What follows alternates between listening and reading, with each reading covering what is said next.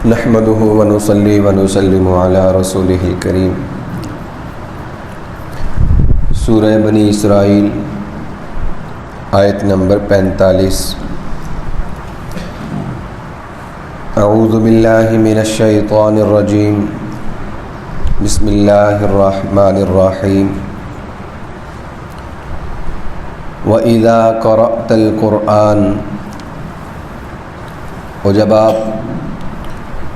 قرآن پاک کی تلاوت کرتے ہیں، جعلنا بینک وبین الذین لا یؤمنون بالآخرہ، تو ہم آپ کے اور ان لوگوں کے درمیان جو آخرت پر یقین نہیں رکھتے، حجابا مستورا، ایک بن دیکھا پردہ حائل کر دیتے ہیں۔ وَجَعَلْنَا عَلَىٰ قُلُوبِهِمْ أَكِنَّةً أَن يَفْقَهُوهُ، اور ہم ان کے دلوں پر ایسا غلاف ڈال دیتے ہیں کہ وہ اس کو سمجھتے نہیں۔ وَفِي آذَانِهِمْ وَقْرًا، اور ان کے کانوں میں بوجھ ڈال دیتے ہیں۔ وَإِذَا ذَكَرْتَ رَبَّكَ فِي الْقُرْآنِ وَحْدَهُ، اور جب آپ قرآن پاک میں اپنے پروردگار کا تنہا ذکر کرتے ہیں، وَلَّوْا عَلَىٰ أَدْبَارِهِمْ نُفُورًا، تو وہ نفرت کرتے ہوئے الٹے پاؤں پھر جاتے ہیں۔ نَحْنُ أَعْلَمُ بِمَا يَسْتَمِعُونَ بِهِ إِذْ يَسْتَمِعُونَ إِلَيْكَ، ہمیں خوب معلوم ہے بما یستمعون بہ، کہ وہ کس لیے اسے سنتے ہیں، اذ یستمعون الیک، جب وہ آپ کی طرف توجہ سے سن رہے ہوتے ہیں۔ وَإِذْ هُمْ نَجْوَىٰ، اور ہمیں وہ بھی خوب معلوم ہے جب وہ سرگوشی کرتے ہیں۔ اذ یقول الظالمون، جب ظالم لوگ کہتے ہیں، ان تتبعون الا رجلا مسحورا، کہ تم لوگ تو صرف ایک جادو زدہ شخص کی اتباع کر رہے ہو، معاذ اللہ۔ انظر کیف ضربوا لک الامثال، آپ دیکھو تو کیسے آپ کے لیے مثالیں بیان کرتے ہیں۔ فضلوا، وہ گمراہ ہو چکے، فلا یستطیعون سبیلا، اور وہ راستے کی رہنمائی نہیں پا سکتے، ہدایت نہیں پا سکتے۔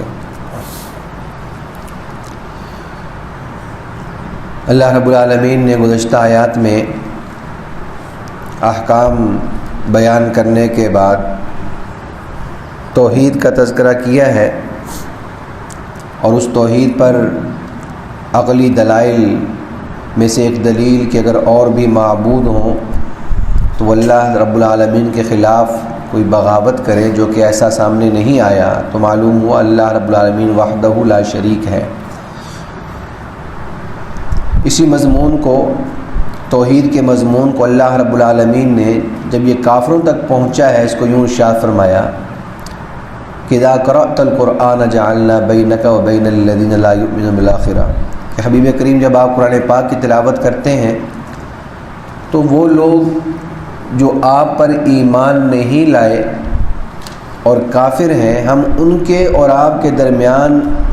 ایک بن دیکھا پردہ ڈال دیتے ہیں۔ اس پردے سے مراد ایک تو رسول اللہ صلی اللہ علیہ وسلم کی وہ حفاظت ہے کہ جب مشرکین مکہ نے آپ صلی اللہ علیہ وسلم کی جان لینے کے لیے طرح طرح کی سازشیں کی، کیونکہ ان کے علم میں آتا تھا کہ جب آپ صلی اللہ علیہ وسلم تلاوت کیا کرتے، آواز آتی تو پتہ چلتا کہاں تشریف فرما ہے، تو وہ سازشیں کرنے کا انہیں موقع ملتا۔ تو ایک مطلب تو یہ ہے کہ وجعلنا بینک وبین الذین لا یؤمنون بالآخرہ حجابا مستورا، ہم پردہ ڈال دیتے ہیں کہ وہ آپ کو دیکھ نہیں سکتے،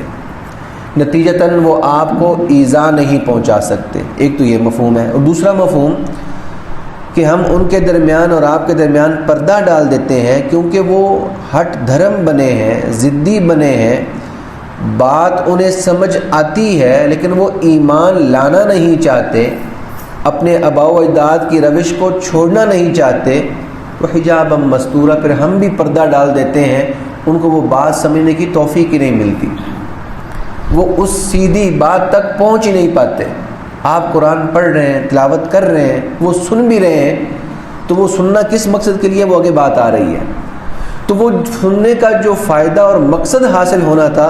حجابا مستورا، ہم ایک پردہ حائل کر دیتے ہیں، ایک بن دیکھا پردہ، ایک آڑ آ جاتی ہے درمیان میں، جس کی وجہ سے وہ پھر اس کو سمجھنے سے، اس پر یقین کرنے سے، ایمان قبول کرنے سے قاصر ہو جاتے ہیں، اور یہ اللہ کی طرف سے سزا کے طور پر ہے۔ صلاحیت ختم کرنے کے لیے نہیں ہے، صلاحیت تو باقی ہے، تبھی تو امتحان باقی ہے۔ اگر صلاحیت ہی ختم ہو جائے پھر تو امتحان ہی ختم ہو گیا۔ صلاحیت باقی ہے، وہ اس صلاحیت کو استعمال نہیں کرتے، وہ پچھلے مضامین ساتھ ملائیں، اللہ رب العالمین زور زبردستی پھر ان کو ہدایت نہیں دیتا، تو حجابا مستورا، پردہ حائل ہو جاتا ہے۔ وجعلنا علی قلوبہم اکنہ، اور ہم ان کے دلوں پر ایک غلاف ڈال دیتے ہیں، ایک چادر ڈال دیتے ہیں، ان یفقہوا، کہ وہ پھر اس بات کو سمجھ ہی نہیں سکتے۔ وفی آذانہم وقرا، جن کانوں سے وہ سنتے ہیں ان کانوں میں ہم بوجھ ڈال دیتے ہیں، وہ جو سننے کی صلاحیت اور مقصد صحیح معنوں میں ہو سکتا ہے وہی باقی نہیں رہتا۔ چنانچہ جب آپ قرآن مجید فرقان حمید میں اللہ رب العالمین کو بطور وحدہ لا شریک بیان کرتے ہیں، اذا ذکرت ربک فی القرآن وحدہ، آپ معبودوں کی نفی کرتے ہیں، آپ بتوں کی نفی کرتے ہیں، آپ چاند ستاروں کی نفی کرتے ہیں، ایک وحدہ لا شریک کی جب آپ بات کرتے ہیں قرآن پاک میں، یہ مضامین پڑھتے ہیں، سناتے ہیں، تلاوت کرتے ہیں، وَلَّوْا عَلَىٰ أَدْبَارِهِمْ نُفُورًا، تو وہ نفرت کرتے ہوئے الٹے پاؤں پھر جاتے ہیں، ان کو یہ بات ہضم نہیں ہوتی، ان کو یہ بات برداشت نہیں ہوتی، بھاگ نکلتے ہیں اور آپ کی بات کو ماننے کو تیار نہیں ہوتے، تو پھر بھی وہ آپ کی باتیں سنتے ہیں۔ اب یہ جو سننا ہے یہ آج کے دور میں بھی ہے، یہ جو پڑھنا ہے یہ آج کے دور میں بھی ہے، یہ جو تلاوت کرنا ہے یہ آج کے دور میں بھی ہے۔ نحن اعلم بما يستمعون به اذ يستمعون الیک، پھر بھی یہ بڑے بڑے جو سردار تھے اس زمانے میں مشرکین مکہ کے، وہ رسول اللہ صلی اللہ علیہ وسلم کی تلاوت کو سنا کرتے تھے، لوگوں سے چھپ چھپا کے سنا کرتے تھے، ایک تو اس لیے بھی کہ سکون ملتا تھا ان کو نہ چاہتے ہوئے بھی، اور دوسرا اس لیے کہ ہمیں وحی کے بارے میں نئی نئی چیزیں معلوم ہوں، ہم اس کو منفی پروپیگنڈے کے لیے استعمال کر سکیں کہ دیکھو جی اللہ تعالیٰ تو یہ فرما رہا ہے میں اپنے بندے کو لے گیا معراج پہ، دیکھو جی اللہ تعالیٰ نے یہ فرمایا کہ ہم نے آپ کو طاقت دے دی۔ یعنی وہ جب ظاہری مادیت سے ہٹ کے ایک چیز بیان ہوتی تھی تو ان کو بات کرنے کا موقع ملتا تھا، کیونکہ وحی الہی تو ایک الگ علم ہے جو مادیت سے ہٹ کے ہے، انسانی جو حواس خمسہ ہیں اس سے اوپر کا علم ہے، تبھی تو وحی آتی ہے۔ تو اب وہ کیا کرتے تھے، اللہ رب العالمین نے ارشاد فرمایا نحن اعلم، ہمیں خوب پتہ ہے، بما یستمعون بھی، وہ کس لیے اس بات کو سنتے ہیں، یہ تلاوت کو، یہ آپ کی آیات کو کس لیے سنتے ہیں، نحن اعلم، ہمیں پورا پتہ ہے، اذ یستمعون الیک، جب وہ آپ کی طرف توجہ سے بیٹھے ہوتے ہیں، بات کو سن رہے ہوتے ہیں، وہ کس مقصد کے لیے سن رہے ہوتے ہیں ہمیں پتہ ہے۔ آج کے دور میں بھی باہر کے ممالک میں جو کافر لوگ ہیں ان کی یونیورسٹیوں میں قرآن پاک پر تحقیقیں ہو رہی ہیں، ترجمے لکھے جا رہے ہیں، تفسیریں لکھی جا رہی ہیں، اس لیے نہیں ہو رہا کہ وہ دین اسلام کی اشاعت کرنا چاہتے ہیں، وہ اس لیے کہ اس میں سے ہمیں وہ باریک جملے ملیں جس سے ہم مسلمانوں پر کوئی طنز کر سکیں، ان کے دماغی طور پر ان کے اوپر کوئی سوالات قائم کر سکیں، وہ طرح طرح کی چیزیں ہیں۔ مثال کے طور پہ رسول اللہ صلی اللہ علیہ وسلم نے اتنی شادیاں کیوں کی، آپ نے شادیوں کی کثرت کیوں کی، آپ نے تمام عورتوں کے ساتھ نکاح کیے، پھر آپ صلی اللہ علیہ وسلم کے ساتھ اس طرح معجزات ہیں، انہوں نے یوں پتھر باندھے، یہ پتھر کیسے باندھ لیے، اس طرح کی وہ باتیں جب پڑھتے ہیں تو مقصد اللہ کے نبی صلی اللہ علیہ وسلم پر ایمان لانا نہیں ہے، مسلمانوں کی مدد کرنا مقصد نہیں ہے، مقصد اس طرح کے جملوں سے مسلمانوں کے دلوں میں شبہات پیدا کرنا ہے۔ جی اللہ تعالیٰ تو قرآن پاک میں کہہ رہا ہے ہم نے حضرت موسیٰ علیہ السلام کو حکم دیا کہ آپ عصا ماریں، اس سے جو ہے وہ چشمے نکل پڑیں گے، کیسے چشمے نکل سکتے ہیں، ہم نے تو آج تک نہیں دیکھا چشمے نکل۔ اب وہ اس طرح کی جو تحقیقیں کر رہے ہیں تو مقصد مسلمانوں کے اندر شکوک و شبہات پیدا کرنا ہے، اس کو اللہ رب العالمین نے فرمایا نحن اعلم، ہمیں پتہ ہے وہ کس لیے سن رہے ہیں، وہ کس لیے پڑھ رہے ہیں۔ فرمایا وَإِذْهُمْ نَجْوَىٰ، اور اسی طرح ہمیں اس بات کا بھی خوب علم ہے جب وہ آپس میں بیٹھ کے سرگوشیاں کرتے ہیں، اذ یقول الظالمون، اور جب وہ ان سرگوشیوں میں سے ایک بات ان کی یہ بھی ہوتی ہے ان تتبعون الا رجلا مسحورا، وہ اپنے قریبی رشتہ داروں کو، اپنے قبیلے والوں کو جو مسلمان ہو چکے ہوتے ہیں اس طرح کے جملے کہتے ہیں، یار تم کن لوگوں کی بات مان رہے ہو،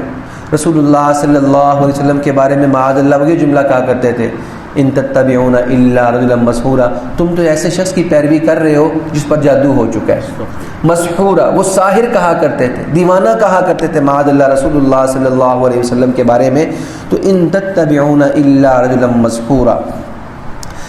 اللہ رب العالمین نے شاہ فرمایا انظر کیف ضربوا لک الامثال، دیکھو تو وہ آپ کے بارے میں کیسے جملے بنا رہے ہیں، کیسی لغویات اور فضولیات کہہ رہے ہیں۔ فضلوا، یہ گمراہ ہو چکے ہیں، راہ راست سے ہٹ چکے ہیں۔ فلا یستطیعون سبیلا، اب سیدھے راہ تک پہنچنے کی طاقت و صلاحیت بھی نہیں رکھتے، وہاں تک پہنچ ہی نہیں سکتے۔ کیسے پہنچے جب وہ پہنچنا ہی نہیں چاہتے، کیونکہ فکر انسان کی پہلی سیڑھی ہے۔ جب فکر ہی انسان کو نہ ہو تو وہ عملی طور پہ کیسے کام کر سکتا ہے؟ سمجھنا، ایمان لانا، اللہ سے مانگنا ان کا مقصد ہی نہیں تھا،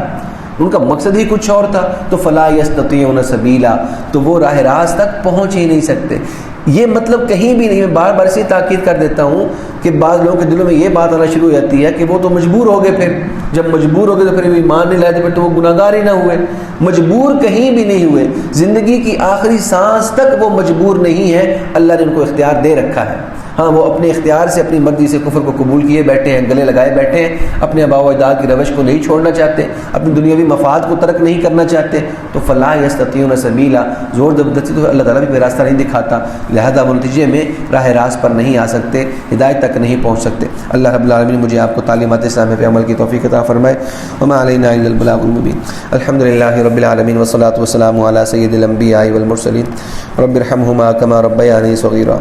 ربنا هب لنا من ازواجنا وذرياتنا قرة اعين واجعلنا للمتقين اماما اللهم انا نسألك الصحة والعفة والامانة وحسن الخلق اللهم ارنا الحق حقا وارزقنا اتباعه وارنا الباطل باطلا وارزقنا اجتنابه وصلى الله تعالى على رسوله النبي الكريم وعلى آله واصحابه اجمعين آمين برحمتك يا ارحم الراحمين۔